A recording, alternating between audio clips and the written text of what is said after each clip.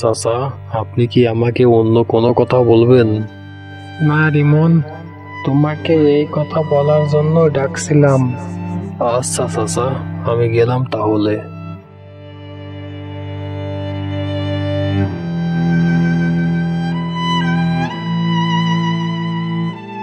রিমনের কাছে যদি আমার দোকানে সার বিক্রি করতে পারতাম তাহলে আমার ব্যবসা আরো উন্নত হতো, কারণ রিমনের সার ব্যবহার করা দেখে আরো কৃষকও অতিমাত্রায় সার ব্যবহার করা শুরু করত।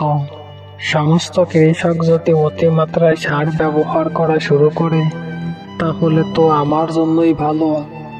এবার রিমনের সাথে কথা বলে সফল হয়নি, তাতে কি হয়েছে? রিমনের সাথে যতবারই দেখা হবে ততবারই একই কথা বলবো। কতদিনই বা রাজি না হয়ে থাকবে? পেটে টান পড়লে এমনিতেই আমার কাছে আসবে।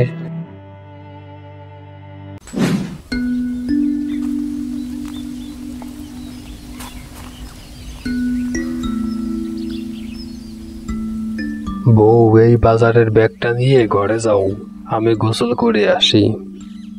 আচ্ছা, গোসল করতে যাও, আমি লুঙ্গি আর গামছা নিয়ে আসি।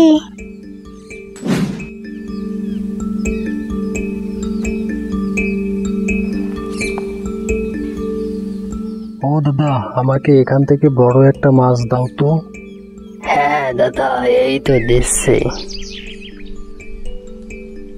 দাদা, এই নাও তোমার মাছ।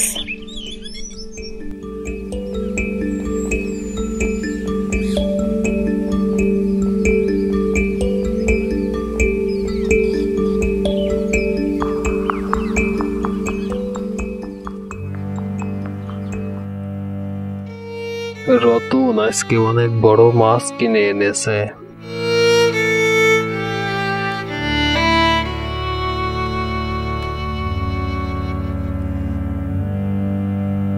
বউ, তুমি যে কিছু বললে না।